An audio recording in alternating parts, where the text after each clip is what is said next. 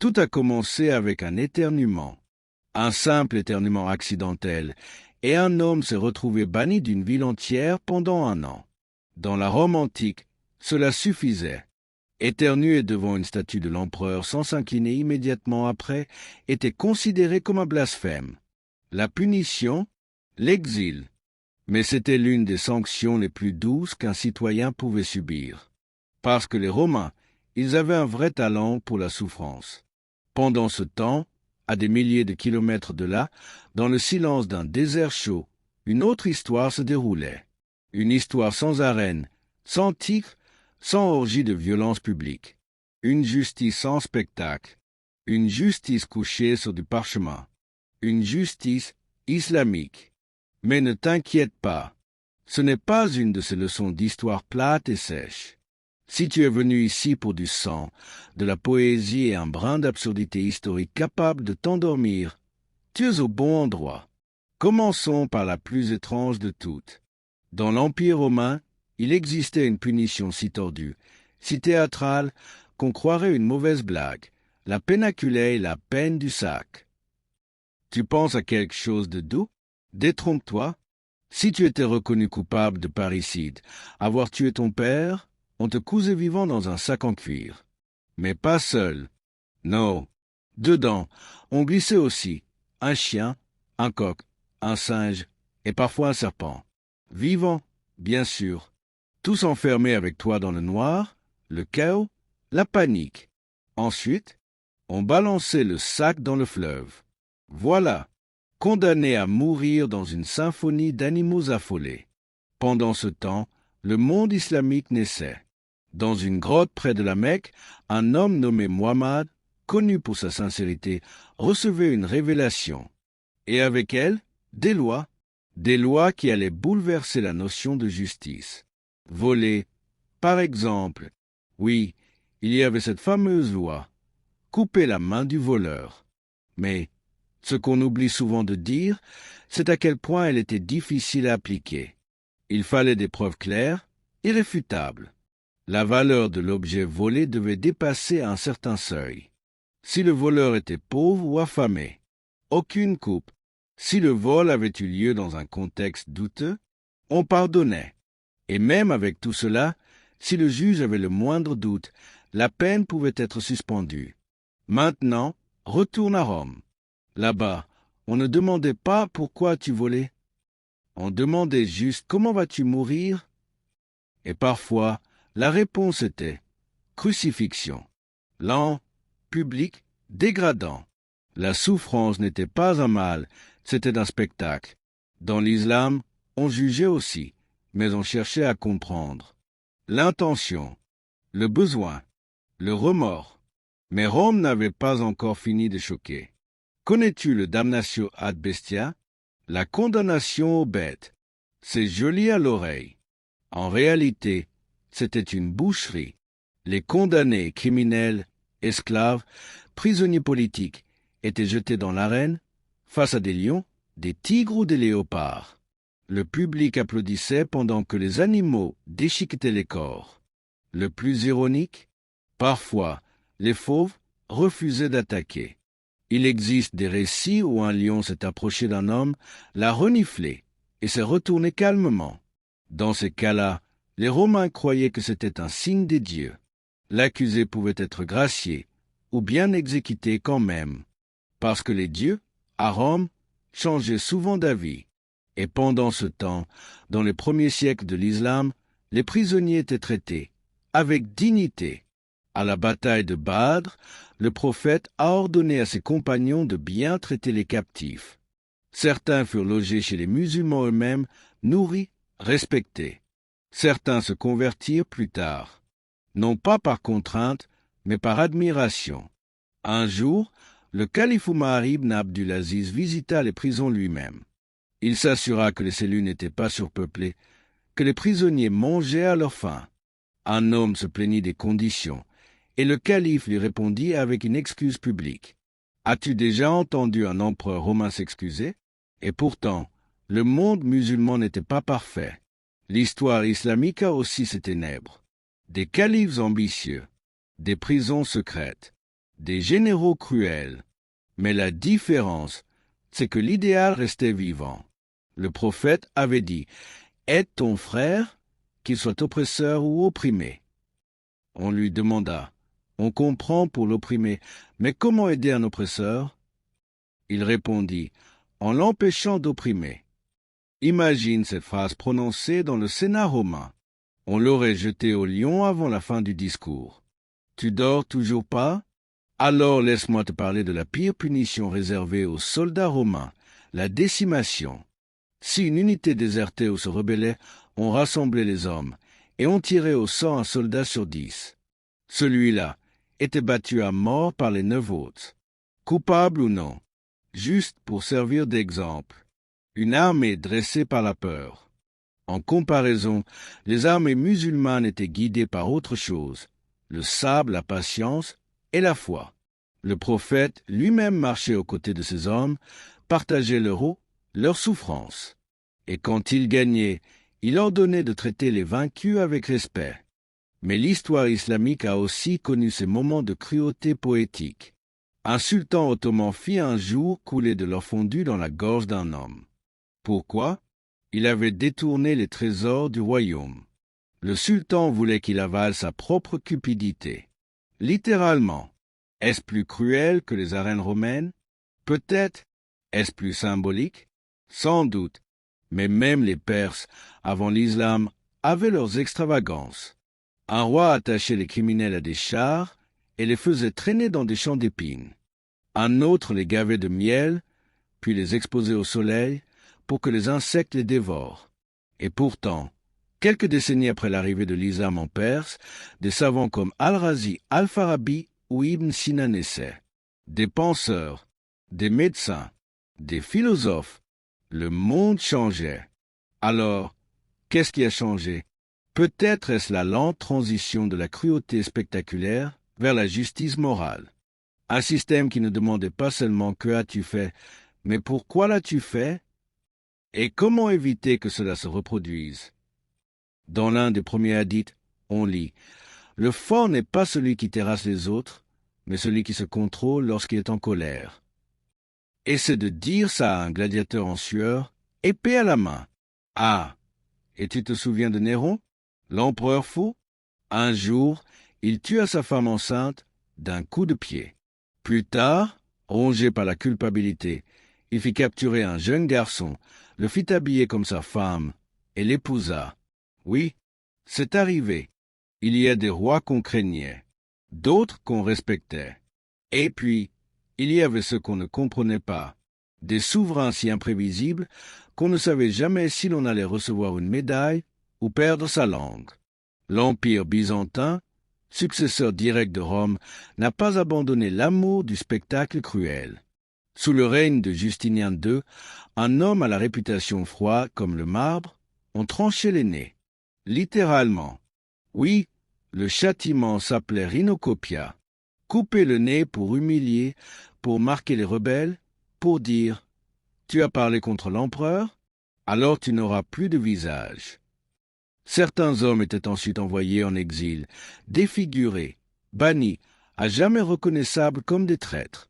Le plus fou, Justinien lui-même subit ce sort quand il fut déchu. Son nez tranché. Mais il est revenu. Il a récupéré son trône et se fait greffer un nez en or. Et tu pensais que les séries d'aujourd'hui étaient exagérées? Pendant ce temps-là, au cœur de Damas, les califes omeyyades fondaient l'une des civilisations les plus brillantes du monde. Là-bas, la punition physique n'était jamais le premier réflexe. On écoutait, on écrivait, on négociait. Les juges étaient formés pendant des années, pas à manier le fouet, mais à manier les versets et la raison. Et pourtant, il y avait aussi de la fermeté. Sous le califat d'Oumar ibn al-Khattab, un homme avoit avoir volé. La loi était claire, il méritait une sanction. Mais Oumar, toujours méfiant, lui demanda « As-tu volé par besoin ou par volonté ?»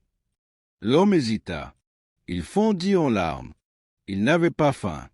Il n'était pas pauvre. Alors Oumar, le cœur lourd, appliqua la peine, mais en silence, pas devant une foule. pas dans une arène. Il pria pour lui, puis lui tint la main jusqu'à ce que la douleur passe. Maintenant, retour en Europe, au Moyen Âge. En France, sous Philippe IV, on brûlait des gens pour des soupçons. Les Templiers, accusés de sorcellerie et d'hérésie, furent torturés jusqu'à avouer n'importe quoi, même avoir embrassé le diable. Certains avouèrent sous la douleur, puis furent brûlés vivants pour avoir avoué. Logique. Et chez les musulmans, même dans les moments les plus sombres, la torture restait haram interdite. Le prophète avait dit « Allah tourmente celui qui tourmente les gens ». Si un aveu était obtenu sous la douleur, il n'avait aucune valeur. Une justice qui repose sur la peur est une injustice. Mais attention, ne crois pas que les civilisations islamiques n'ont pas eu leurs excès. Sous les Abbassides, certains vizirs se servaient de la prison comme d'une arme politique. Des savants furent enfermés, certains torturés. Mais à chaque époque de déviation, surgissait une voix de sagesse. Un imam, un juge, un savant, quelqu'un pour dire « assez ». Et ce sont ces voix-là qui ont traversé les siècles. Aujourd'hui, on se souvient plus d'Ibn Khaldoun que des califes qu'il servait, plus d'Imam Malik que des princes de Médine, plus de la science que de l'épée. Pendant ce temps, en Angleterre, le roi Édouard II inventait un supplice atroce. Fait insérer une tige de fer chauffé à blanc dans le corps d'un homme par en bas. Pourquoi? Pour avoir aimé un autre homme. Oui, l'amour, dans certaines cultures, était puni plus violemment que le meurtre. Dans l'histoire islamique, la morale était stricte, mais la punition, jamais gratuite. On condamnait le péché, mais on ne cherchait pas la douleur. Le but n'était pas de faire souffrir, c'était de réparer l'âme, de corriger le cœur. Et si l'on ne pouvait pas, on remettait le jugement à Allah. Alors oui, peut-être que l'histoire islamique semble ennuyeuse comparée aux orgies sanglantes de l'Empire romain ou aux supplices médiévaux. Mais parfois, ce qui t'endort, c'est ce qui te sauve. Parce que dans les coins calmes de l'histoire, loin des cris et des chaînes, naissaient les véritables révolutions. L'idée que la justice est plus forte que la vengeance, que le pardon est plus puissant que la peur, que le silence a plus de poids que la reine. Tu sens tes paupières qui tombent? C'est normal. Tu viens de traverser des empires, des palais, des cachots. Et au milieu de toute cette violence, c'est la miséricorde qui reste. Bonne nuit, voyageur. Dans ce monde ou un autre, que ta justice soit douce, et que ton sommeil soit juste.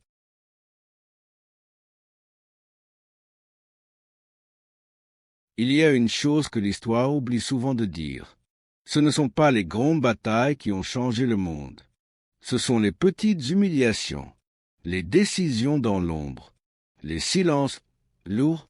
Un jour, dans un village isolé de l'Empire romain, un vieil homme a été flagellé publiquement pour avoir refusé de se lever lors du passage d'un gouverneur local.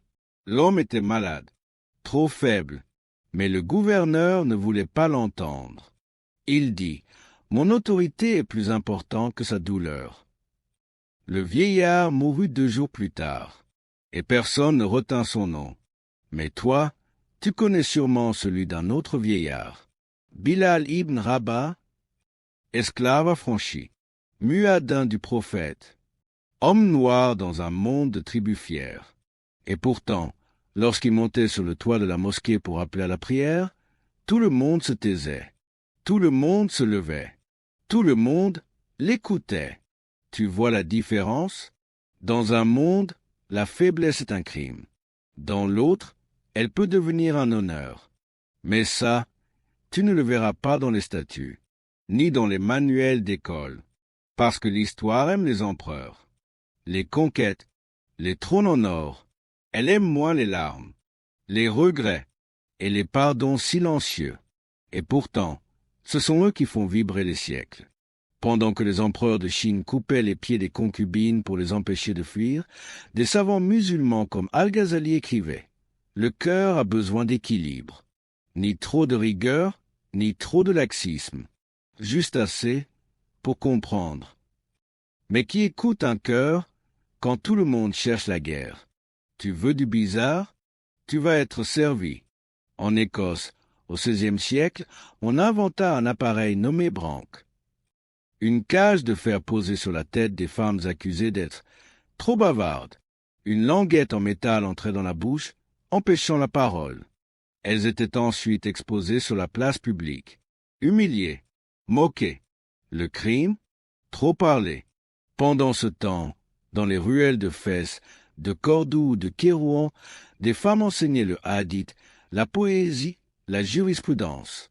On les appelait fakias. On les consultait. On les respectait. On écrivait même leurs noms dans les chaînes de transmission. Zénab ben al-Kamal, Esha ben Abdulhadi. Tu les connais? Probablement pas. Mais leurs élèves ont enseigné au monde entier. Parce que dans le monde islamique, la parole n'était pas un danger. C'était un honneur. Et le silence imposé, un poison. Mais même là, la lumière avait des ombres. Il y eut des rois jaloux, des savants censurés, des bibliothèques brûlées par peur de la vérité. Mais l'idée, elle, n'a jamais brûlé. Elle a dormi dans les esprits. Elle a survécu, comme toi, maintenant, dans ce demi-sommeil. Tu es encore là? Alors écoute cette dernière histoire. Un sultan, obsédé par le pouvoir, fit construire un miroir géant dans sa salle du trône. Chaque matin, il s'y regardait, seul. Mais un jour, il vit un pli, une ride. Il entra dans une colère noire, cria à la sorcellerie et fit exécuter le fabricant du miroir. Pourquoi? Parce qu'il refusait de vieillir. Mais la vieillesse ne se tue pas. Elle arrive doucement, comme la vérité, comme la justice, comme le sommeil. Pendant ce temps, dans un petit coin de la mosquée du prophète, un homme disait, « Le croyant est comme un palmier, fort, droit, mais souple face au vent. » Ce n'est pas spectaculaire, ce n'est pas dramatique, ce n'est pas viral, mais c'est ce qui sauve. Alors dors, voyageur, tu as marché dans les ombres, tu as vu la douleur, tu as vu la lumière, et tu as compris que l'histoire n'est pas faite que de héros. Elle est faite de choix, à demain, si elle a le veut.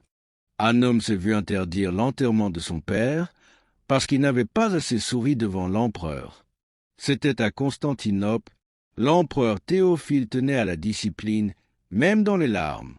Il avait convoqué les nobles à la cour, et ce jeune homme endeuillé, fatigué, n'avait pas salué assez bas, ni souri assez largement. L'empereur l'humilia devant tous, et l'interdit d'inhumer son propre père jusqu'à nouvel ordre, parce qu'à ses yeux, l'émotion personnelle devait s'effacer devant le protocole impérial. Mais à Médine, 600 ans plus tôt, un homme pleurait sur le tombeau d'un hypocrite, quelqu'un qu'il avait trahi. On lui demanda, « Pourquoi le pleures-tu, ô messager d'Allah ?» Il répondit simplement, « Je suis un être humain. » Ce contraste, tu le vois partout dans l'histoire. Des civilisations entières où l'image importait plus que le cœur, où la posture comptait plus que la vérité. Et puis, à côté, une autre voix, plus lente, moins bruyante, mais plus vraie. Tu veux encore un peu d'étrangeté?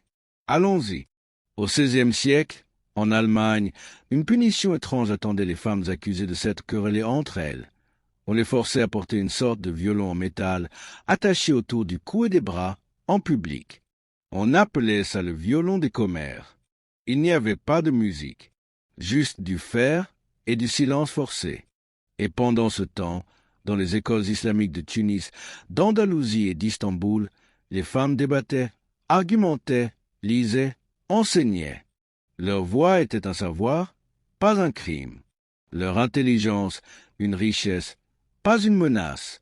Mais ces détails-là, l'histoire les chuchote, parce qu'elle aime les coups d'éclat, les têtes tranchées, les révolutions en feu, pas les discussions paisibles dans une bibliothèque éclairée à la bougie. Et pourtant, c'est là que se construisent les civilisations durables. Tu dors toujours pas? Alors écoute. En Inde, sous certains maharajas, on punissait la trahison en versant du plomb fondu dans les oreilles. Lenteur, agonie et une symbolique cruelle. Tu as refusé d'écouter? Voilà ton châtiment. Et dans l'empire musulman, le prophète avait dit, celui qui ferme son oreille à une plainte, Allah fermera ses portes pour lui au jour du jugement. Même écouter était un acte sacré. Et ça, peu de peuples l'ont compris. Un jour, le calife Haroun al-Rachid reçut une lettre d'un homme inconnu.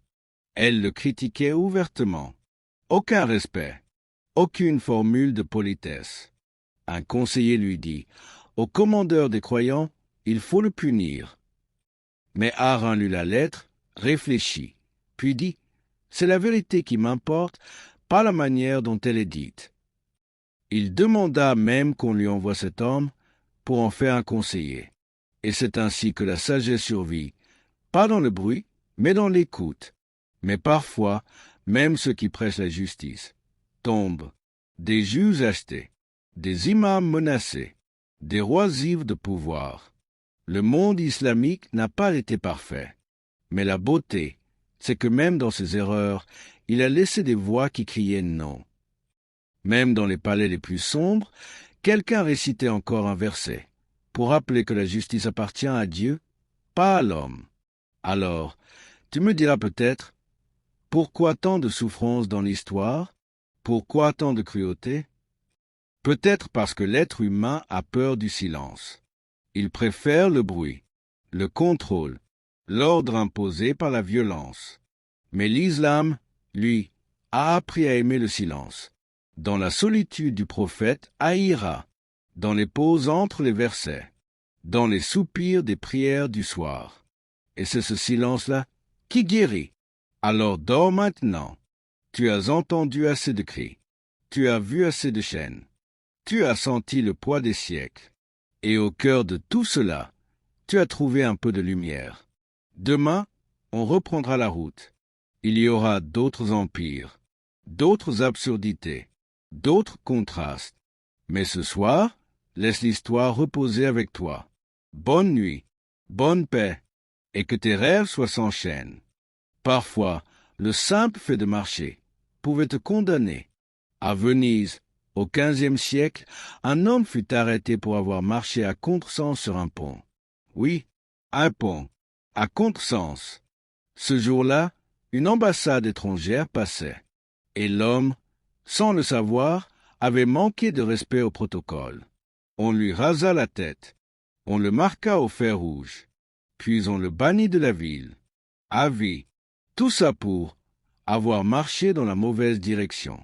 Mais si tu retournes dans les rues de Médine, 800 ans plus tôt, tu verras un autre homme, fatigué, qui marchait lentement dans la poussière. Il était pauvre, inconnu, mal habillé.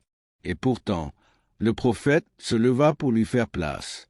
Il ne lui demanda pas d'où il venait, ni s'il marchait au bon endroit. Il reconnut son humanité.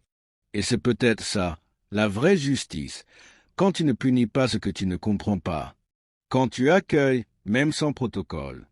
Mais dans le monde, la folie continue. Tu veux une autre absurdité?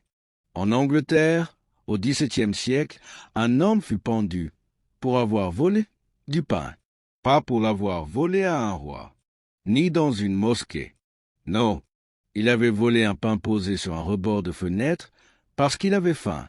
On l'arrêta, on le jugea, et le juge déclara « Voler est un crime, même pour vivre. » Mais dans l'islam, le prophète avait dit « Pas de peine pour celui qui vole par nécessité. » Et il ordonna qu'aucune punition ne soit appliquée si le vol venait de la misère. Mieux encore, il fit donner à manger à l'homme, entre punir et nourrir, entre condamner et comprendre.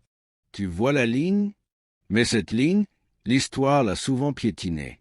En France, au Moyen Âge, des enfants furent emprisonnés parce que leurs parents devaient de l'argent. Oui, des enfants en prison, pour une dette qu'ils n'avaient jamais contractée. Certains y mouraient, d'autres y restaient jusqu'à l'âge adulte, brisés. Et pourtant, dans le Coran, Allah dit « Aucune âme ne portera le fardeau d'une autre. » Une règle simple. clair, propre, mais que le monde a si souvent oublié. Tu veux encore quelque chose d'absurde?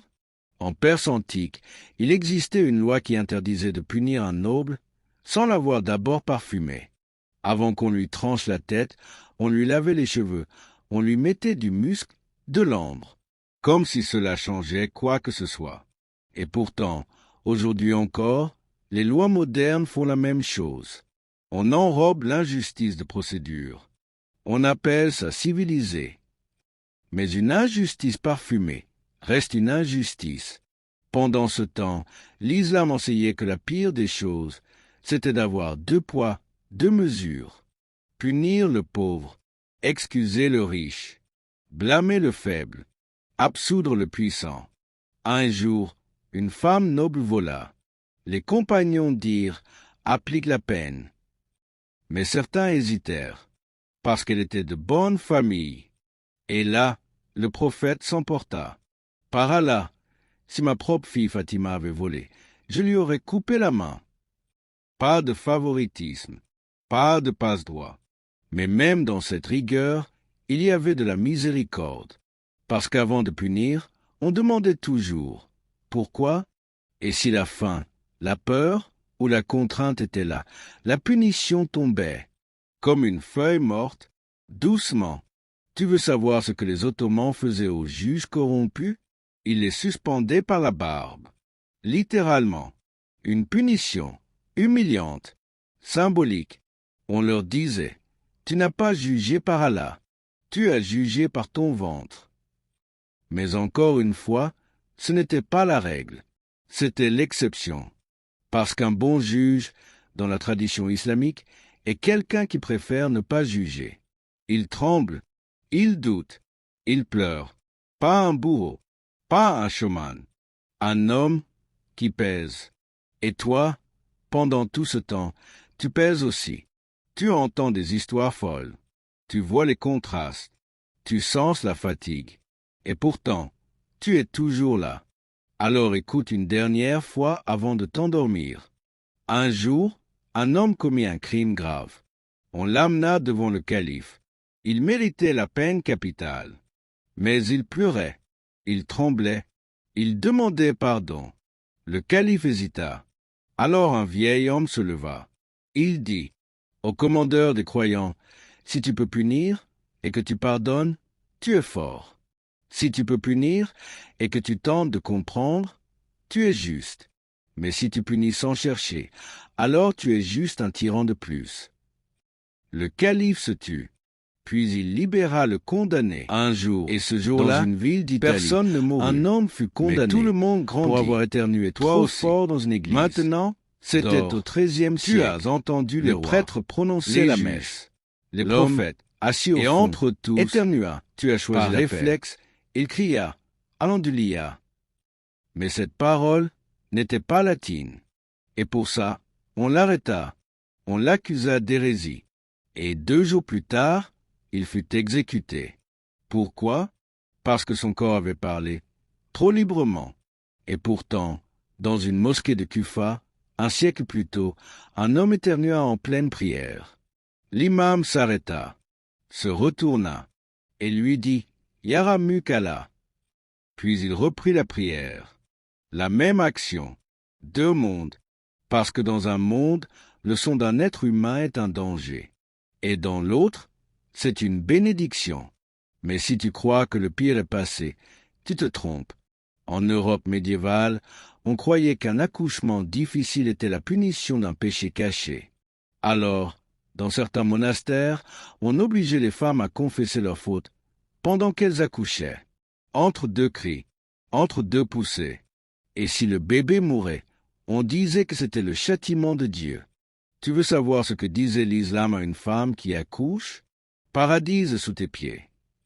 Et si elle meurt en couche, elle est une martyre. 2 visions, 2 mondes, 2 juges, et pourtant une même humanité. Mais l'homme oublie vite, et il invente des lois cruelles pour contrôler ce qu'il ne comprend pas. En Russie tsariste, on punissait les voleurs en les faisant marcher, pieds nus, sur des clous chauffés, parfois pendant des kilomètres. Si l'un d'eux s'évanouissait, on le réveillait à coups de bâton pour qu'il continue. Et pourtant, le prophète a dit, « Ne frappez pas les visages, ne mutilez pas, et ne punissez pas au-delà du nécessaire. » Et quand un homme frappa son esclave, il lui dit, « Tu as perdu une part de ta miséricorde. » Et alla la voir. Mais l'histoire, elle, ferme les yeux. Elle se souvient des palais, mais pas des prisons, des rois, mais pas des souffrants. Tu veux encore une absurdité? Au XVIIIe siècle, en France, un cheval fut exécuté, publiquement. Oui, un cheval. Pourquoi? Parce qu'il avait tué son cavalier pendant une parade. On l'attacha, on le jugea, on le fouetta, puis on le tua. Et pendant ce temps, dans les hadiths du prophète, on trouve ceci. Une femme entra en enfer pour avoir enfermé un chat sans le nourrir. Un chat, pas un roi, pas un cavalier, un animal. Tu vois l'écart, tu le sens. La justice humaine est parfois un théâtre, mais celle d'Allah est toujours une balance.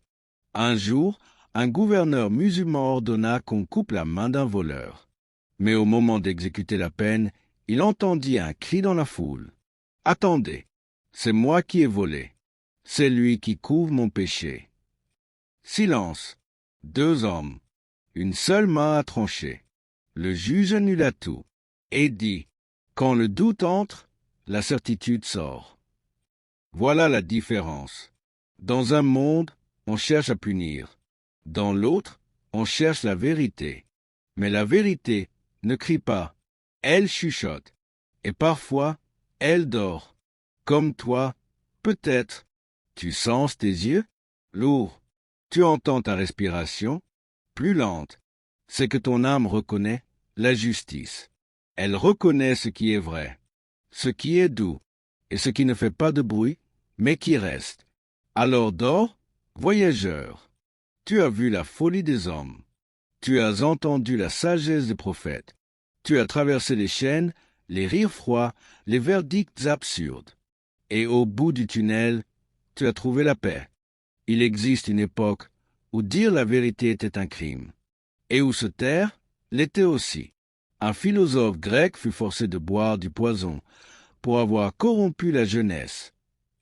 Il avait enseigné la pensée. Il avait posé trop de questions. Son nom? Socrate. Son crime? Penser à voix haute. Mais à Médine, bien plus tard, un autre homme posa des questions. Encore et encore. Il interrogeait le prophète sans cesse. On aurait pu le faire taire, le frapper, l'humilier. Mais le prophète disait, « Que la miséricorde d'Allah soit sur celui qui cherche la vérité. » Et dans ces 2 scènes, tu comprends tout. Dans un monde, on punit l'esprit. Dans l'autre, on l'ouvre. Mais ce n'est pas fini. Tu as entendu parler du taureau d'airain? C'était à Syracuse, en Sicile. Un tyran fit construire une statue en bronze en forme de taureau. À l'intérieur, une cavité. On y enfermait les condamnés. On allumait un feu en dessous, et le métal chauffait jusqu'à brûler vif le corps humain. La bouche du taureau transformait les cris en mugissements. Une symphonie de l'horreur. De l'art dans la torture. Et pourtant, dans l'islam, le prophète a interdit formellement toute torture par le feu. Il a dit, « Seul le Seigneur du feu punit avec le feu. » Tu vois la différence? Certains hommes veulent être des dieux. D'autres se rappellent qu'ils ne le sont pas. Mais l'histoire, elle, adore les monstres. En Espagne, pendant l'Inquisition, on créa un instrument appelé la Vierge de fer, une sorte de sarcophage métallique avec des pointes à l'intérieur. On y enfermait les gens vivants et on fermait lentement, sans procès, sans recours, sans larmes. Et pendant ce temps, dans un simple magie de Basra, un juge nommé Hassan al-Basri plairait à chaque jugement. On lui demanda un jour, « Pourquoi pleures-tu quand tu rends justice ?» Il répondit, « Parce que je crains de me tromper et d'envoyer une âme innocente devant Allah. » 2 juges, 2 cœurs, 2 mondes. Et toi, tu dors toujours pas? Alors écoute bien. Un roi de France, Charles IX, ordonna un jour l'exécution de milliers de protestants, simplement parce qu'ils priaient autrement. C'était la nuit de la Saint-Barthélemy. Des familles entières, des enfants, des vieillards, tous égorgés. Et dans le Coran, il est écrit « Pas de contrainte en religion ». Une phrase, claire, finale, inscrite pour l'éternité. Mais parfois, l'homme préfère les cris au verset. Il préfère le sang à la patience. Alors l'histoire se répète. Mais toi, tu l'écoutes différemment. Tu ne la regardes pas comme un film. Tu la ressens. Tu la questionnes. Et tu comprends. Ce n'est pas une question de religion. C'est une question de conscience. Un jour, un criminel fut amené devant le calife Omar ibn Abdulaziz. Il avait tué. Il avait volé. Les conseillers criaient « Punissez-le » Mais Omar demanda « Avez-vous demandé à sa mère ce qui s'est passé quand il était enfant ?» Silence. Et c'est ça, la vraie justice. Celle qui cherche l'origine, pas juste la punition. Celle qui pense à l'âme avant le corps. Mais cette justice-là est silencieuse. Elle ne frappe pas fort. Elle ne fait pas peur. Elle répare. Et pendant que certains bâtissaient des chambres de torture, d'autres bâtissaient des écoles. Pendant que certains gravaient des lois dans le fer, d'autres les gravaient dans les cœurs. Et maintenant, toi aussi, tu peux graver ces histoires dans ton cœur. Sans bruit, sans jugement. Tu es fatigué? C'est normal. Ton âme a marché à travers trop de douleurs. Mais à chaque étape, elle a vu un peu plus de lumière. Alors dors, voyageur. Ce que tu viens d'apprendre ne s'effacera pas. Il vivra avec toi, dans tes choix, dans ton regard, dans ton silence. Dans un royaume obscur, un homme fut condamné, non pas pour avoir crié, mais pour avoir trop parlé après le crépuscule. On raconte qu'en de ces temps reculés, dans une cité où la parole était rigoureusement surveillée, un poète audacieux osa réciter des vers enflammés alors que le soleil se couchait. Dans ce lieu, où le silence était considéré comme le plus haut des respects, le moindre mot hors de son temps équivalait à une hérésie. Le poète fut traîné devant le tribunal du roi, et non sans une ironie cruelle, il fut condamné à garder le mutisme pour le reste de ses jours. Pendant ce temps, à l'autre bout du monde, dans le calme de Médine, le prophète même avait enseigné.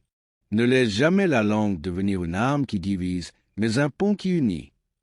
Ici, la parole, même lorsqu'elle dérangeait, était mise au service de la vérité et de la douceur des cœurs. Ce contraste saisissant te revient en mémoire. D'un côté, un silence imposé et cruel pour effacer une voix qui oserait rappeler la liberté. De l'autre, un espace de dialogue où même l'erreur se transmutait en occasion d'apprentissage. C'est là l'essence d'une justice éclairée, qui ne cherche pas à museler l'esprit mais à l'affranchir. Dans cette histoire, le poète condamné, dont le nom s'est évanoui sous le joug du silence, était pourtant un murmure d'espérance pour ceux qui l'entouraient. Ces rares écrits furent récoltés par des disciples, transmis en secret de génération en génération, devenant les symboles d'une pensée qui refuse de se taire, même face aux oppressions les plus implacables. Pendant que l'on étouffait sa voix dans ce royaume obscur, dans une bibliothèque modeste d'Andalousie, des érudits musulmans débattaient passionnément des mots et des lettres. Là où le silence était exigé par peur ou contrainte, la parole devenait source de lumière, guidée par le principe d'ADL, l'équité et la bienveillance, valeurs chères à la tradition islamique. Mais ne crois pas que la clameur du pouvoir se limite à ce duel entre le silence forcé et la parole libre. Non. À travers les âges, le destin a souvent choisi de jouer sur ces contrastes. Imagine une cour en Perse où un vizir jaloux fit enfermer un conteur renommé dans une tour sans fenêtre juste pour l'empêcher de conter des vérités qui dérangeaient les puissants. Pourtant, ces histoires, contées en secret à la lueur de lampes à huile, parvenaient à offrir aux opprimés une échappatoire à la dureté des jours.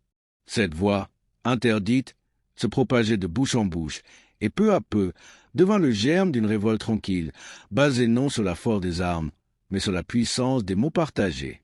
Reviens maintenant à Médine, où la clémence était loi. Le prophète, lui-même, lorsqu'un compagnon osait remettre en question une décision, l'accueillait non par le châtiment, mais par l'écoute. Que chacun parle, mais que la parole soit guidée par la vérité, non par la haine, disait-il.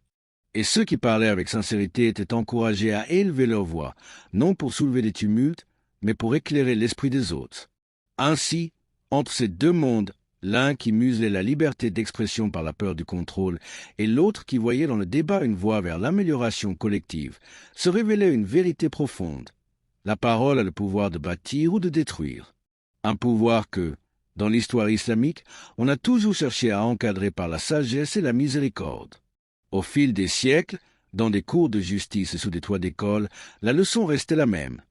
Punir sans chercher à comprendre, c'est se couper de sa propre humanité. Et c'est exactement pour cela que, même lorsque les voix étaient jugées égarées ou mal placées, il était toujours préférable de rechercher le dialogue avant de sombrer dans des mesures irréversibles. Tandis que la cité qui avait condamné le poète au mutisme s'enfonçait dans une obscurité étouffante, les échos d'un savoir vivant, celui qui prône la liberté mesurée et la justice tempérée par l'humanité, se répandaient. De par le temps, ces voix, celles des sages et des poètes, parvenaient à éveiller la conscience collective, rappelant que pour construire un avenir lumineux, il fallait d'abord libérer la parole de ses chaînes. Toi qui écoutes, voyageur, souviens-toi que chaque mot, chaque silence, chaque choix pèse dans le grand livre de l'histoire. La force des convictions ne réside pas dans le volume des cris, mais dans la clarté d'une pensée qui se défend avec bienveillance. Laisse cette histoire s'inscrire en toi, comme un doux rappel que la justice véritable se nourrit de compréhension et non de répression. Que tes rêves, ce soir, soient peuplés de ces voix qui, sans bruit, redonnent à l'homme la dignité de s'exprimer. Il y a eu une époque où un homme pouvait perdre la langue pour avoir cité un poème interdit. Pas un appel à la guerre. Pas un complot, juste un poème, un vers trop nostalgique d'une époque passée, une métaphore jugée suspecte, une rime mal comprise. Dans certains royaumes d'Orient, le simple fait de faire pleurer pouvait être vu comme une menace, car les larmes réveillent les consciences, et les tyrans n'aiment pas les consciences qui se réveillent. Alors, pour faire taire les émotions, ils ont fait taire les poètes. Certains furent exilés, d'autres mutilés, certains enterrés vivants. Mais pendant ce temps, dans un coin tranquille de Damas, un homme nommé Ibn al-Qaïm écrivait « Le cœur qui pleure pour Allah n'a rien à craindre des hommes. » Et tout est dit. Dans un monde, on pleure en cachette. Dans l'autre, on pleure pour guérir. Mais l'histoire, elle, ne guérit pas. Elle répète. Tu veux du bizarre, du dérangeant, du presque irréel? Alors écoute. Dans un royaume africain oublié, un chef cruel fit enterrer un homme vivant, debout. Il voulait, disait-il, que son âme reste éveillée pour toujours. On scella la fosse avec des pierres sacrées. Puis le village fit silence. Et pendant ce temps, dans la pénombre d'un désert, un homme priait seul, les mains levées. C'était le prophète. Il disait « Ô Allah, rends mon cœur vivant, même quand tout dort autour de moi. » Deux façons d'imaginer l'éveil. L'un par la peur, l'autre par l'amour. Et toi, tu commences à comprendre. Car l'histoire, ce n'est pas une suite de dates. C'est un miroir. Et dans ce miroir, tu vois ce que les manuels oublient. Tu savais qu'au Japon féodal, on punissait parfois les moines qui méditaient trop longtemps? Oui, trop longtemps, parce qu'on disait qu'ils quittaient le monde et négligeaient leurs devoirs envers le seigneur local. Certains furent enfermés, privés de sommeil, forcés à réciter des textes de guerre à voix haute pour effacer la paix de leur cœur. Mais dans l'islam, la méditation, c'est un acte d'adoration. Tu t'assois, tu réfléchis. Tu pleures, tu te tais, et Allah t'écoute, sans fouet, sans cri, sans jugement. La différence est immense, et elle fait du bien. Mais l'absurde ne s'arrête jamais. Un roi mongol interdit à ses sujets de rire pendant la pleine lune. Oui, de rire. Pourquoi? Parce qu'il croyait que la lune était une divinité jalouse, et que rire trop fort pouvait la provoquer. Ceux qui oubliaient cette loi céleste étaient enfermés dans des puits profonds, sans lumière, sans écho, Et pendant ce temps, à Médine, un homme riait aux éclats à côté du prophète. Un compagnon fit une blague, et le prophète sourit. Puis il dit, « Même ton sourire est une aumône. » Rire? Une aumône. Là où d'autres imposent la peur des étoiles, l'islam enseigne la joie. Mais cette joie n'est jamais bruyante. Elle est discrète. Elle passe par la paix intérieure, comme ce que tu ressens. Maintenant, tu es encore là, voyageur. Tu viens d'écouter des histoires de peuples oubliés, de royaumes éteints, de rois fous et de sages silencieux. Et tu es toujours là? Alors écoute cette dernière histoire avant de fermer les yeux. Un mendiant frappait à la porte d'un palais. On le chassa. Il insista. Le garde lui jeta une pierre. Il tomba, blessé. Mais le sultan le vit de sa fenêtre. Il descendit et dit au garde, « Si Allah nous a donné plus, c'est pour qu'on donne plus, pas pour qu'on jette plus fort. » Puis il prit le mendiant dans ses bras et l'installa dans sa propre chambre. Ce sultan s'appelait Omar ibn Abdulaziz, et son nom a traversé les siècles, pas pour ses conquêtes, mais pour ses gestes. Et toi aussi, tu traverses l'histoire maintenant, silencieusement, lentement, comme une prière.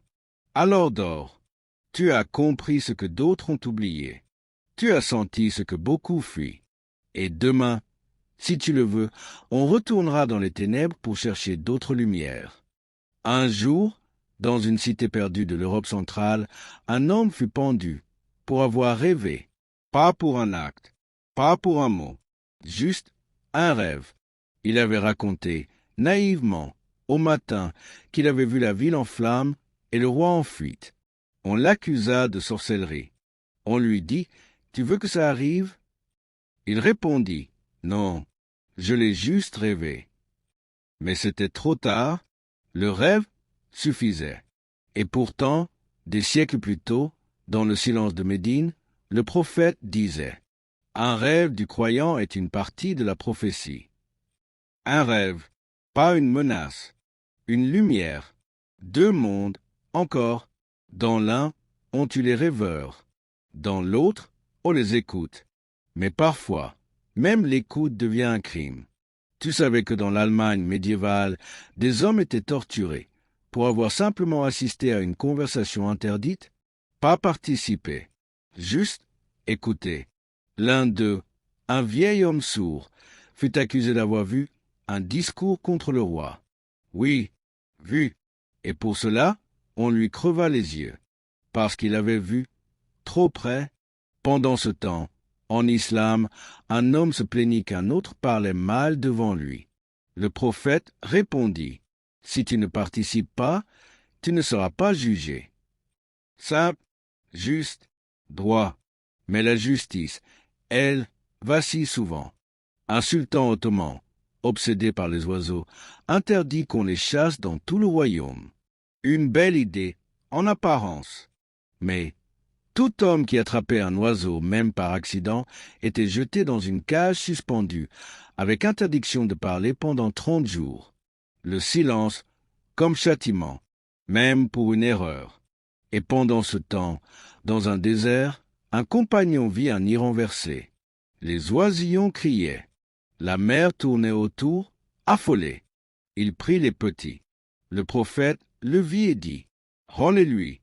Elle souffre pour ses enfants. » Même un oiseau avait droit à la justice. Même son cri avait un sens. Mais dans le monde, parfois, le cri n'est qu'un bruit. Tu veux un autre exemple?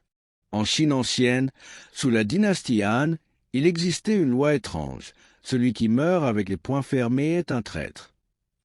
Alors, les exécuteurs forçaient les mourants à garder les mains ouvertes. Et si, dans l'agonie, les poings se serraient, leur famille était punie. Oui, la famille, parce qu'un geste involontaire devenait une trahison. Et pourtant, en islam, lorsqu'un homme mourait, on regardait son front, pas ses mains. Avait-il su incliner sa tête devant Allah? Voilà ce qui comptait. Pas ses doigts, pas sa posture, son cœur. Mais le cœur, l'histoire l'oublie. Elle préfère les règlements, les lois absurdes, les décisions arbitraires. Elle préfère l'ordre au sens, la soumission à la justice. Et pourtant, toujours, une voix se lève. Un enfant, une femme, un vieil homme, quelqu'un dit « ce n'est pas juste ». Et cette simple phrase fait trembler les empires. Tu veux une histoire douce pour finir? Un jour, un mendiant frappa à la porte d'un juge célèbre à Bagdad. Il demanda un morceau de pain. Le juge lui donna de l'or. Le mendiant pleura. Il dit « Je n'ai pas demandé autant ». Le juge répondit « Ce que tu demandes est pour ton ventre. Ce que je donne est pour mon âme. » Voilà ce que l'histoire ne dit pas, ce que les manuels oublient, ce que les statuts ne montrent pas, les petits gestes, les décisions invisibles, les actes discrets, mais lourds. Toi, tu viens d'en écouter un de plus.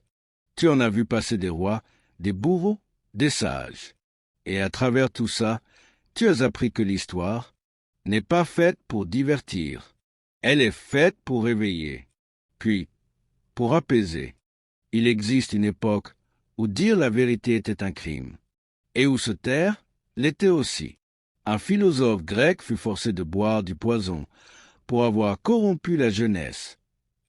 Il avait enseigné la pensée. Il avait posé trop de questions. Son nom? Socrate.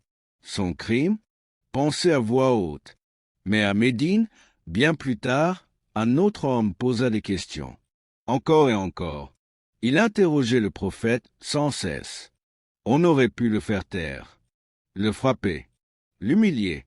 Mais le prophète disait « Que la miséricorde d'Allah soit sur celui qui cherche la vérité. » Et dans ces deux scènes, tu comprends tout. Dans un monde, on punit l'esprit. Dans l'autre, on l'ouvre. Mais ce n'est pas fini. Tu as entendu parler du taureau d'airain? C'était à Syracuse, en Sicile. Un tyran fit construire une statue en bronze en forme de taureau. À l'intérieur, une cavité. On y enfermait les condamnés. On allumait un feu en dessous, et le métal chauffait jusqu'à brûler vif le corps humain. La bouche du taureau transformait les cris en mugissements. Une symphonie de l'horreur. De l'art dans la torture. Et pourtant, dans l'islam, le prophète a interdit formellement toute torture par le feu. Il a dit « Seul le Seigneur du feu punit avec le feu ». Tu vois la différence? Certains hommes veulent être des dieux. D'autres se rappellent qu'ils ne le sont pas. Mais l'histoire, elle, adore les monstres. En Espagne, pendant l'Inquisition, on créa un instrument appelé la Vierge de fer, une sorte de sarcophage métallique avec des pointes à l'intérieur. On y enfermait les gens vivants et on fermait lentement, sans procès, sans recours, sans larmes. Et pendant ce temps, dans un simple magie de Basra, un juge nommé Hassan al-Basri plairait à chaque jugement. On lui demanda un jour « Pourquoi pleures-tu quand tu rends justice ?» Il répondit « Parce que je crains de me tromper et d'envoyer une âme innocente devant Allah. » Deux juges, deux cœurs, deux mondes. Et toi, tu dors toujours pas? Alors écoute bien. Un roi de France, Charles IX, ordonna un jour l'exécution de milliers de protestants, simplement parce qu'ils priaient autrement. C'était la nuit de la Saint-Barthélemy. Des familles entières, des enfants, des vieillards, tous égorgés. Et dans le Coran, il est écrit « Pas de contrainte en religion ». Une phrase, claire, finale, inscrite pour l'éternité. Mais parfois, l'homme préfère les cris aux versets. Il préfère le sang à la patience. Alors l'histoire se répète. Mais toi, tu l'écoutes différemment. Tu ne la regardes pas comme un film. Tu la ressens, tu la questionnes, et tu comprends. Ce n'est pas une question de religion. C'est une question de conscience. Un jour, un criminel fut amené devant le calife Omar ibn Abdulaziz. Il avait tué, il avait volé. Les conseillers criaient « Punissez-le !» Mais Omar demanda Avez-vous demandé à sa mère ce qui s'est passé quand il était enfant? Silence. Et c'est ça, la vraie justice. Celle qui cherche l'origine, pas juste la punition. Celle qui pense à l'âme avant le corps. Mais cette justice-là est silencieuse. Elle ne frappe pas fort. Elle ne fait pas peur. Elle répare. Et pendant que certains bâtissaient des chambres de torture, d'autres bâtissaient des écoles. Pendant que certains gravaient des lois dans le fer, d'autres les gravaient dans les cœurs. Et maintenant, toi aussi, tu peux graver ces histoires dans ton cœur. Sans bruit, sans jugement. Tu es fatigué? C'est normal. Ton âme a marché à travers trop de douleurs. Mais à chaque étape, elle a vu un peu plus de lumière. Alors dors, voyageur. Ce que tu viens d'apprendre ne s'effacera pas. Il vivra avec toi, dans tes choix, dans ton regard, dans ton silence. Dans un royaume obscur, un homme fut condamné, non pas pour avoir crié, mais pour avoir trop parlé après le crépuscule. On raconte qu'en s'étant reculé, dans une cité où la parole était rigoureusement surveillée, un poète audacieux osa réciter des vers enflammés alors que le soleil se couchait. Dans ce lieu, où le silence était considéré comme le plus haut des respects, le moindre mot hors de son temps équivalait à une hérésie. Le poète fut traîné devant le tribunal du roi, et non sans une ironie cruelle, il fut condamné à garder le mutisme pour le reste de ses jours. Pendant ce temps, à l'autre bout du monde, dans le Khan de Médine, le prophète même avait enseigné. Ne laisse jamais la langue devenir une arme qui divise, mais un pont qui unit. Ici, la parole, même lorsqu'elle dérangeait, était mise au service de la vérité et de la douceur des cœurs. Ce contraste saisissant te revient en mémoire. D'un côté, un silence imposé et cruel pour effacer une voix qui oserait rappeler la liberté. De l'autre, un espace de dialogue où même l'erreur se transmutait en occasion d'apprentissage. C'est là l'essence d'une justice éclairée, qui ne cherche pas à museler l'esprit mais à l'affranchir. Dans cette histoire, le poète condamné, dont le nom s'est évanoui sous le joug du silence, était pourtant un murmure d'espérance pour ceux qui l'entouraient.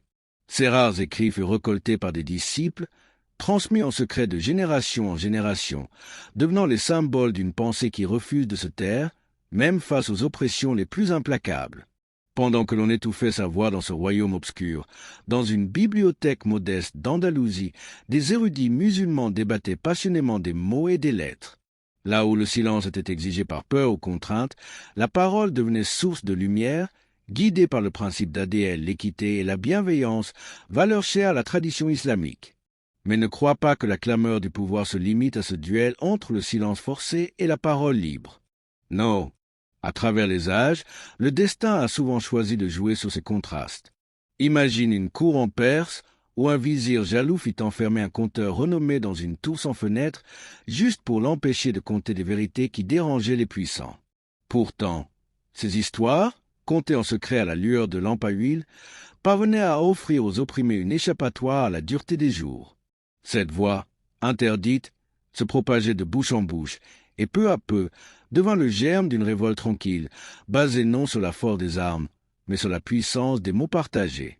Reviens maintenant à Médine, où la clémence était loi.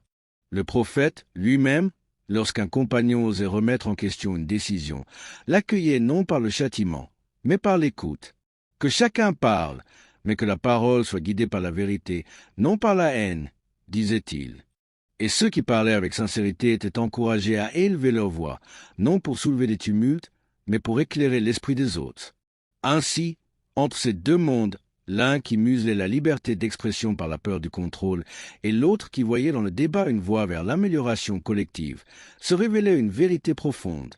La parole a le pouvoir de bâtir ou de détruire.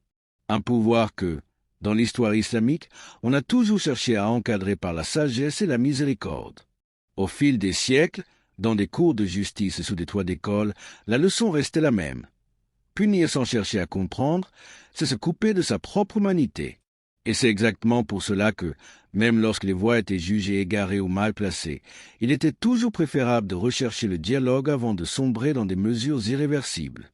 Tandis que la cité qui avait condamné le poète au mutisme s'enfonçait dans une obscurité étouffante, les échos d'un savoir vivant, celui qui prône la liberté mesurée et la justice tempérée par l'humanité, se répandait.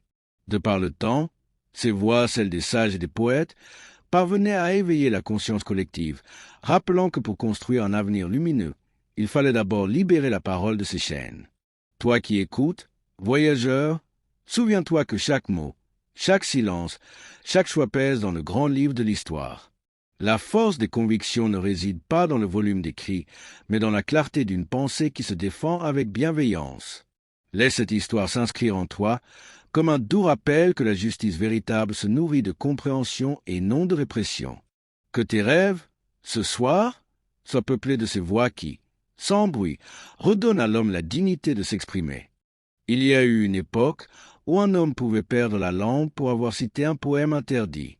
Pas un appel à la guerre, pas un complot, juste un poème, un vers trop nostalgique d'une époque passée, une métaphore jugée suspecte, une rime mal comprise.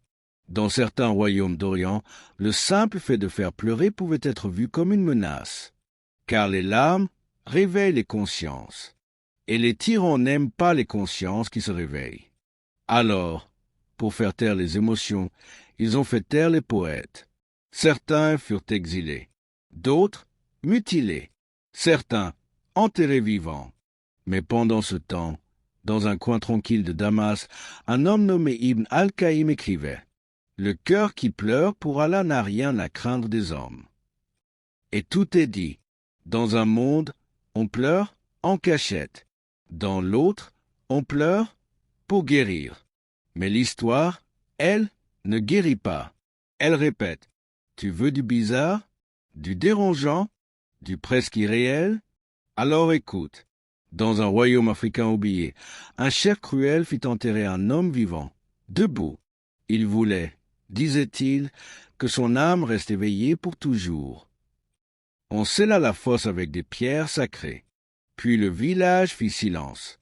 Et pendant ce temps, dans la pénombre d'un désert, un homme priait seul, les mains levées.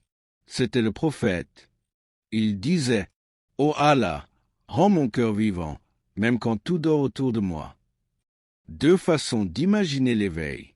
L'un par la peur, l'autre par l'amour. Et toi, tu commences à comprendre. Car l'histoire, ce n'est pas une suite de dates. C'est un miroir. Et dans ce miroir, tu vois ce que les manuels oublient. Tu savais qu'au Japon féodal, on punissait parfois les moines qui méditaient trop longtemps? Oui, trop longtemps. Parce qu'on disait qu'ils quittaient le monde et négligeaient leurs devoirs envers le seigneur local. Certains furent enfermés, privés de sommeil, forcés à réciter des textes de guerre à voix haute pour effacer la paix de leur cœur. Mais dans l'islam, la méditation, c'est un acte d'adoration. Tu t'assois, tu réfléchis, tu pleures, tu te tais, et Allah t'écoute, sans fouet, sans cri, sans jugement. La différence est immense, et elle fait du bien. Mais l'absurde ne s'arrête jamais. Un roi mongol interdit à ses sujets de rire pendant la pleine lune. Oui, de rire. Pourquoi? Parce qu'il croyait que la lune était une divinité jalouse, et que rire trop fort pouvait la provoquer. Ceux qui oubliaient cette loi céleste étaient enfermés dans des puits profonds, sans lumière, sans écho. Et pendant ce temps, à Médine, un homme riait aux éclats à côté du prophète. Un compagnon fit une blague, et le prophète sourit. Puis il dit, « Même ton sourire est une aumône. » Rire? Une aumône. Là où d'autres imposent la peur des étoiles, l'islam enseigne la joie. Mais cette joie n'est jamais bruyante. Elle est discrète. Elle passe par la paix intérieure, comme ce que tu ressens. Maintenant, tu es encore là, voyageur. Tu viens d'écouter des histoires de peuples oubliés, de royaumes éteints, de rois fous et de sages silencieux. Et tu es toujours là? Alors écoute cette dernière histoire avant de fermer les yeux. Un mendiant frappait à la porte d'un palais. On le chassa. Il insista. Le garde lui jeta une pierre. Il tomba, blessé. Mais le sultan le vit de sa fenêtre. Il descendit et dit au garde, « Si Allah nous a donné plus, c'est pour qu'on donne plus, pas pour qu'on jette plus fort. » Puis il prit le mendiant dans ses bras et l'installa dans sa propre chambre. Ce sultan s'appelait Omar ibn Abdulaziz, et son nom a traversé les siècles, pas pour ses conquêtes, mais pour ses gestes, et toi aussi, tu traverses l'histoire maintenant, silencieusement, lentement, comme une prière. Alors dors, tu as compris ce que d'autres ont oublié, tu as senti ce que beaucoup fuient, et demain, si tu le veux, on retournera dans les ténèbres pour chercher d'autres lumières. Un jour, dans une cité perdue de l'Europe centrale, un homme fut pendu pour avoir rêvé, pas pour un acte, pas pour un mot, juste un rêve. Il avait raconté, naïvement, au matin, qu'il avait vu la ville en flammes et le roi en fuite. On l'accusa de sorcellerie. On lui dit, « Tu veux que ça arrive ?» Il répondit, « Non, je l'ai juste rêvé. » Mais c'était trop tard, le rêve suffisait. Et pourtant, des siècles plus tôt, dans le silence de Médine, le prophète disait, « Un rêve du croyant est une partie de la prophétie. » Un rêve, pas une menace, une lumière, deux mondes, encore. Dans l'un, on tue les rêveurs, dans l'autre, on les écoute. Mais parfois, même l'écoute devient un crime. Tu savais que dans l'Allemagne médiévale, des hommes étaient torturés pour avoir simplement assisté à une conversation interdite, pas participé, juste écouter. L'un d'eux, un vieil homme sourd, fut accusé d'avoir vu un discours contre le roi. Oui, vu, et pour cela, on lui creva les yeux, parce qu'il avait vu, trop près. Pendant ce temps, en islam, un homme se plaignit qu'un autre parlait mal devant lui. Le prophète répondit, « Si tu ne participes pas, tu ne seras pas jugé. » Simple, juste, droit. Mais la justice, elle, vacille souvent. Un sultan ottoman, obsédé par les oiseaux, interdit qu'on les chasse dans tout le royaume. Une belle idée, en apparence. Mais tout homme qui attrapait un oiseau, même par accident, était jeté dans une cage suspendue, avec interdiction de parler pendant 30 jours. Le silence, comme châtiment, même pour une erreur. Et pendant ce temps, dans un désert, un compagnon vit un nid renversé. Les oisillons criaient. La mer tournait autour, affolée. Il prit les petits. Le prophète le vit et dit, « Rendez-lui. Elle souffre pour ses enfants. » Même un oiseau avait droit à la justice. Même son cri avait un sens. Mais dans le monde, parfois, le cri n'est qu'un bruit. Tu veux un autre exemple? En Chine ancienne, sous la dynastie Han, il existait une loi étrange. Celui qui meurt avec les poings fermés est un traître. Alors, les exécuteurs forçaient les mourants à garder les mains ouvertes. Et si, dans l'agonie, les poings se serraient, leur famille était punie. Oui, la famille, parce qu'un geste involontaire devenait une trahison. Et pourtant, en islam, lorsqu'un homme mourait, on regardait son front, pas ses mains. Avait-il su incliner sa tête devant Allah? Voilà ce qui comptait. Pas ses doigts, pas sa posture, son cœur. Mais le cœur, l'histoire l'oublie. Elle préfère les règlements, les lois absurdes, les décisions arbitraires. Elle préfère l'ordre au sens, la soumission à la justice. Et pourtant, toujours, une voix se lève. Un enfant, une femme, un vieil homme. Quelqu'un dit, ce n'est pas juste. Et cette simple phrase fait trembler les empires. Tu veux une histoire douce pour finir? Un jour, un mendiant frappa à la porte d'un juge célèbre à Bagdad. Il demanda un morceau de pain. Le juge lui donna de l'or. Le mendiant pleura. Il dit, « Je n'ai pas demandé autant. » Le juge répondit, « Ce que tu demandes est pour ton ventre. Ce que je donne est pour mon âme. » Voilà ce que l'histoire ne dit pas, ce que les manuels oublient, ce que les statuts ne montrent pas, les petits gestes, les décisions invisibles, les actes discrets, mais lourds. Toi, tu viens d'en écouter un de plus. Tu en as vu passer des rois, des bourreaux, des sages. Et à travers tout ça, tu as appris que l'histoire n'est pas faite pour divertir. Elle est faite pour réveiller, puis pour apaiser. Dans un coin reculé du royaume d'Aragon, un homme fut puni pour avoir trop bien récité un texte qu'il n'avait pas le droit de lire.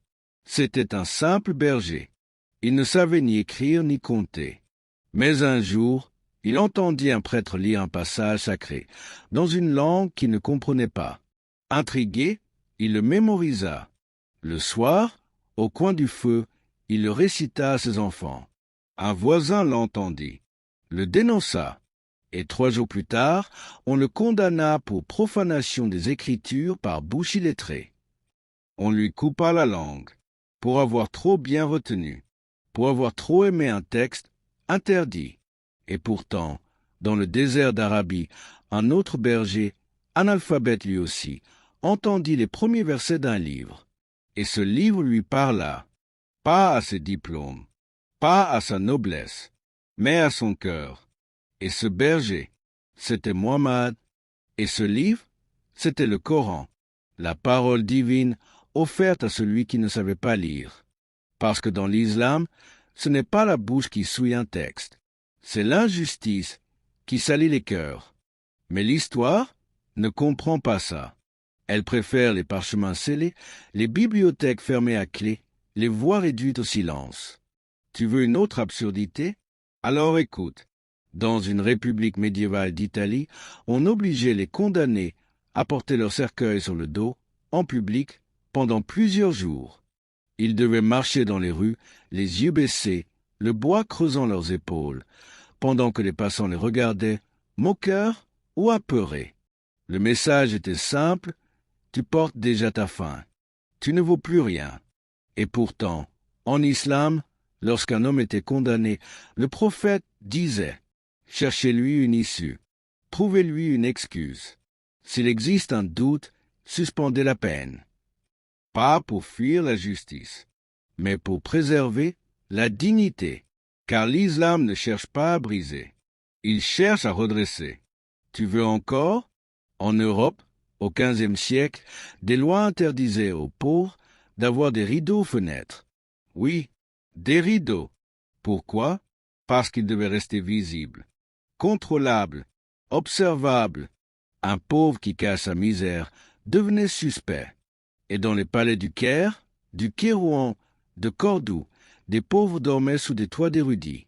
Pas surveillés, pas traqués, accueillis. Et lorsqu'ils se levaient pour prier, on disait d'eux, ce sont les invités d'Allah. 2 mondes. Et tu te demandes peut-être pourquoi tant d'injustice dans l'histoire. Mais regarde bien, à chaque absurdité, il y a une réponse douce. À chaque tyrannie, une sagesse. À chaque pierre, une main tendue. L'histoire, ce n'est pas que des horreurs. C'est aussi des éclairs de miséricorde qu'on oublie trop vite. Un roi en Inde punissait les hommes qui marchaient les mains dans le dos. Il croyait que ce geste était arrogant.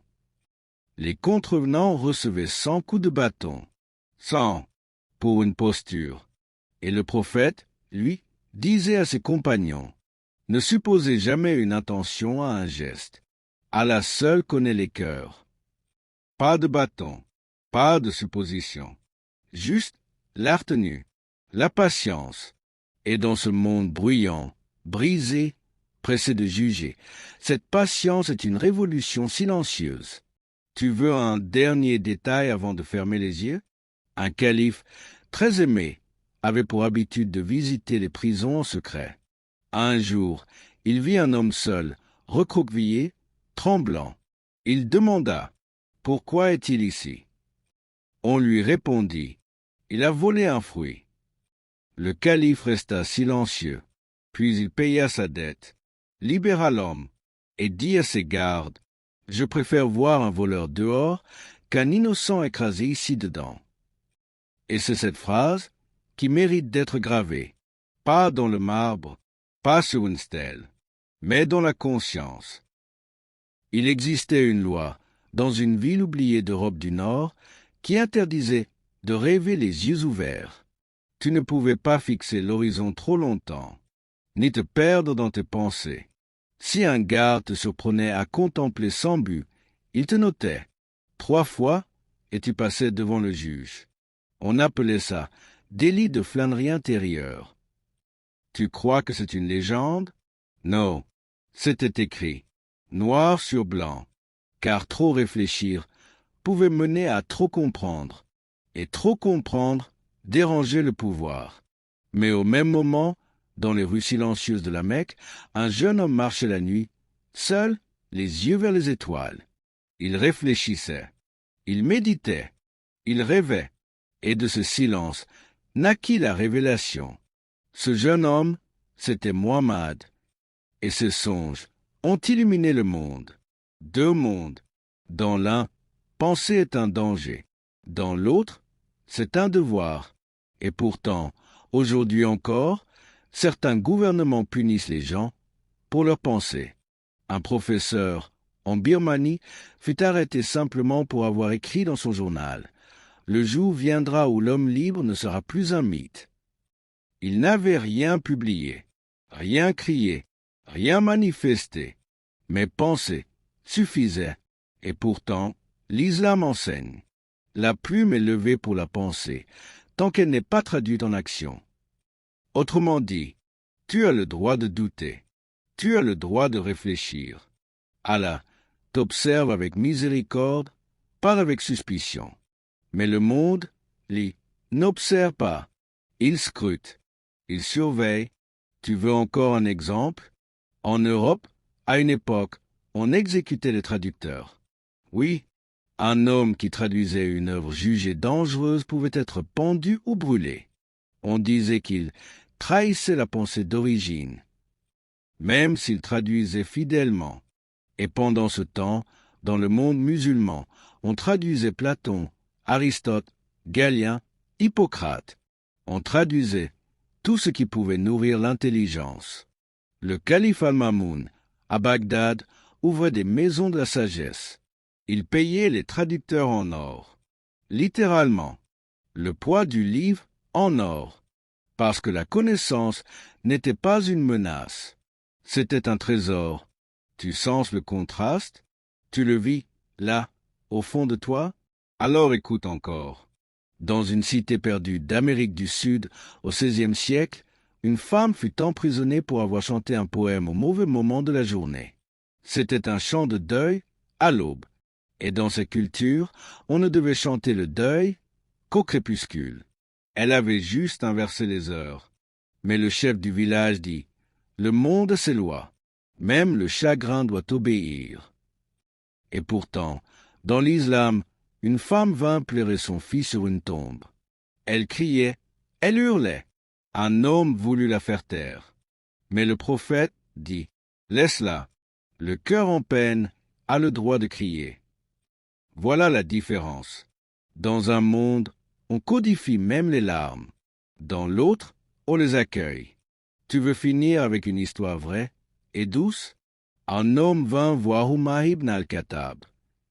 Il dit, « Au commandeur des croyants, j'ai mal parlé de toi en ton absence. » Umar baissa les yeux, puis répondit, « Si c'est vrai, qu'Allah me pardonne, et si c'est faux, qu'il te pardonne. » Pas de punition, pas d'emprisonnement, pas d'exemple à faire, juste la conscience et le pardon.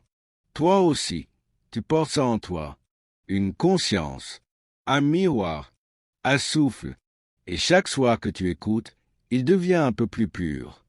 Dans une cité médiévale d'Europe, un homme fut condamné pour avoir offert de l'eau à un chien. Tu ne rêves pas. On croyait alors que toucher un chien apportait la malédiction.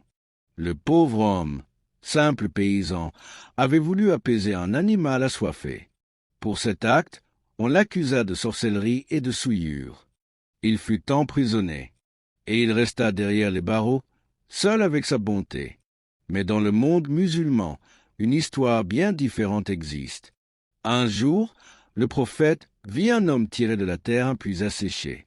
Une fois rempli d'eau, il s'assit près, offrant à boire aux passants. Un chien apparut, haletant. L'homme l'abreuva sans hésiter. Le prophète, témoin de cette scène, Dis alors, dans ce puits, il y a une récompense pour chaque être qui boit, même pour ce chien. Deux visions du monde. Dans l'un, la peur et le rejet. Dans l'autre, la compassion et la miséricorde. L'histoire regorge ces contrastes où l'absurde côtoie la sagesse. Tu veux une autre histoire? Au Moyen Âge, en Angleterre, certains juges ordonnaient que les prisonniers soient enfermés dans des cages suspendues au-dessus de rivières infestées de serpents. L'idée? Les condamner à une mort lente et terrifiante. Le supplice dura parfois des jours. Et personne ne pleurait. Mais le prophète enseignait que même les captifs de guerre doivent être traités avec dignité et justice. Ne soyez pas cruels, car Allah est miséricordieux. La justice, quand elle se déguise en cruauté, perd son essence. Parfois, l'histoire ressemble à un cauchemar dont on peine à se réveiller. Imagine un empereur romain qui ordonne qu'on enferme des esclaves dans des amphores remplies d'eau pour les noyer lentement. Un spectacle public, une démonstration de pouvoir, un silence étouffant. Et pourtant, en islam, l'esclavage était strictement régulé. La liberté était un idéal à atteindre. Chaque esclave avait droit à la dignité et à la libération. Et le prophète encourageait à affranchir les esclaves comme acte pieux. Ce contraste est saisissant. D'un côté, la torture en spectacle. De l'autre, la libération en acte de foi. Tu sens ce poids, cette tension entre deux humanités. Mais l'histoire ne se résume pas à ça. Elle est aussi faite d'hommes qui osent changer. Un juge musulman, Omar ibn Abd al-Aziz, refusa un jour une somme d'argent offerte par un riche pour fermer les yeux sur une injustice. Il répondit calmement, « La justice n'a pas de prix. Elle est la lumière de la société. » Ces paroles, gravées dans le temps, résonnent encore. Toi qui écoutes, prends-les comme un phare dans la nuit. L'histoire est un miroir. Tu peux choisir d'y voir les ombres ou la lumière. Alors dors. Laisse cette lumière t'envahir. Tu es plus que ce que tu crois. Et demain, si tu le souhaites, nous continuerons à explorer ces chemins oubliés. Il existait une ville où l'on punissait la colère par le silence absolu. Celui qui perdait patience en public se voyait infliger une peine étrange. Il devait garder le silence total pendant une semaine entière. Pas un mot, pas un soupir, rien. On croyait que la colère s'éteindrait ainsi. Mais souvent, cette punition étouffait plus les cœurs qu'elle ne calmait les esprits. Pendant ce temps, dans une mosquée simple, un compagnon du prophète était connu pour sa grande patience. Un jour, il perdit son sang-froid.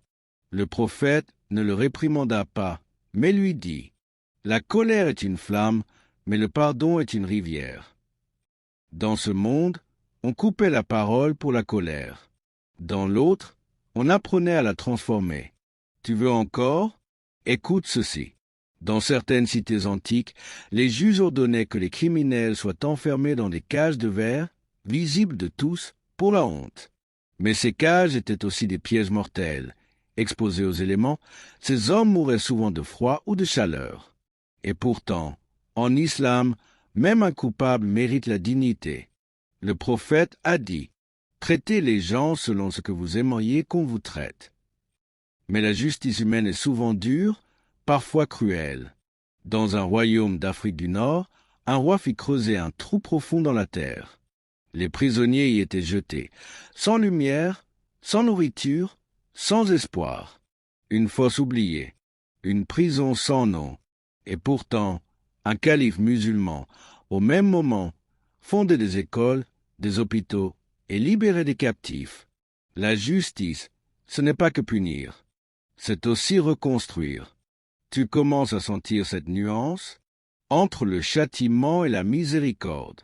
Une fois, un juge célèbre, Ali ibn Abi Talib, déclara « Celui qui fait tort à un autre doit être corrigé avec justice, mais jamais avec injustice. » Cela étaient des mots qui brûlaient les cœurs d'hommes de pouvoir.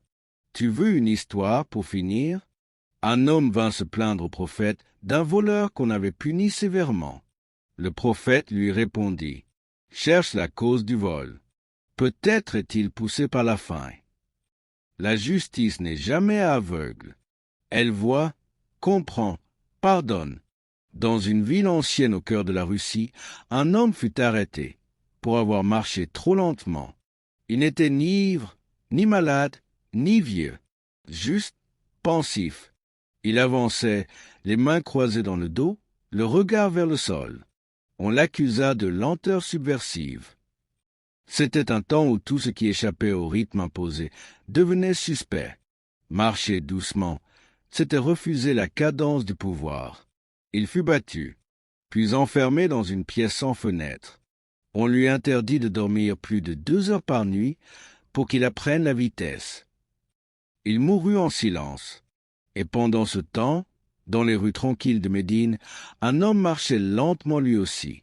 Il s'arrêtait souvent. Il saluait les enfants. Il répondait aux pauvres. Il s'asseyait avec les anciens. Cet homme, c'était Muhammad, et son pas était celui de la compassion. 2 pas, 2 mondes. Dans l'un, marcher lentement était un défi. Dans l'autre, c'était une preuve d'humanité. Et l'histoire continue, absurde et terrifiante. Tu savais que dans l'Empire byzantin, un édit impérial interdisait aux veuves de sourire pendant 40 jours? Oui, 40 jours de silence et de tristesse obligatoire. Pas de visite, pas de chant, pas même un regard vers le ciel. Et si une veuve était vue en train de rire, elle était exilée. Mais dans l'islam, une femme endeuillée est entourée, soutenue. Elle n'est pas enfermée dans le chagrin, mais relevée par la communauté. Le prophète disait, « Celui qui console un cœur brisé est comme celui qui jeûne et prie sans cesse. » Là où certains imposent la tristesse comme punition, l'islam invite à l'apaisement. Et tu veux encore un détail que personne ne te dit? Dans certaines cités chinoises antiques, une règle interdisait les silences de plus de 30 secondes pendant un repas officiel.